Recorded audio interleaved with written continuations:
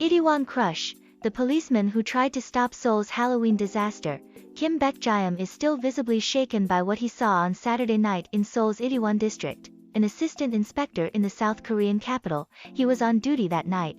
We had received a report of an altercation in the area, so I arrived at the scene between 10:10 p.m. and 10:15 p.m. He tells the BBC at his police station in Itaewon, just a few meters away from where the tragedy occurred. He says he saw people lying on the ground and heard screams. I tried to do my duty, to help people. Unfortunately, I wasn't able to, he says, but a video shared on social media, showing his desperate efforts to divert people away from the alleyway, has earned him praise from South Koreans, even as it highlights the inadequate police presence on the ground that night. In it, you see a lone young figure in uniform, deep worry on his face, frantically trying to stem the vast tide of bodies away from the narrow slope on which more than 150 people would ultimately lose their lives. People are dying, he shouts desperately. Everyone move this way, please cooperate. Inspector Kim wasn't even supposed to be there.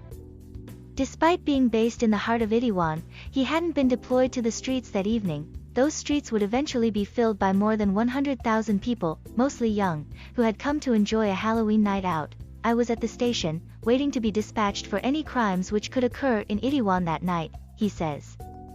There had been no mention of crowd control, either on the night or in the days leading up to Halloween. We received the report of the altercation near the alleyway, so I immediately went to the location. This was when Inspector Kim saw the crowds were dangerously packed. People were being crushed at the bottom of the sloped alleyway that connects a main road with bar-lined streets on a hill. To try to prevent more crushing at the bottom, he decided that he needed to stop people from entering at the top of the alleyway. As you can see in the video, I started shouting and asking people to move along to another place, he says. Most of the people around him complied, and in fact, many started to help him direct the crowds. Soon dozens would be giving CPR to victims as crowd control efforts quickly turned into a rescue operation. Inspector Kim says he did not see any other police officers on the scene. Although he was later told others did take part in the rescue, working alone, without a megaphone or any basic plan of action, he was faced with the impossible task of trying to prevent a disaster as it unfolded in front of him. The huge loss of life has left him with a heavy sense of guilt. I feel I didn't do my best. I didn't fulfill my duty as a Korean police officer and I'm very sorry, he says. On Thursday, the mother of a victim contacted Inspector Kim to convey her gratitude for his actions on the night. I was too sorry to say thank you to her, he says. I couldn't do my job that night. If I can somehow meet the bereaved family members and express my apologies and talk to them, I would like to do that. Those families now want answers as anger towards the authorities grows in South Korea.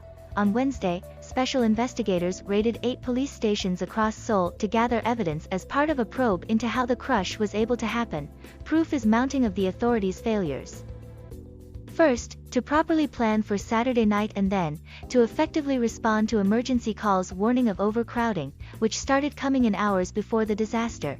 In the days leading up to the tragedy, the local council, Yongsan-gu, held 2 meetings to discuss how to handle the Halloween festivities.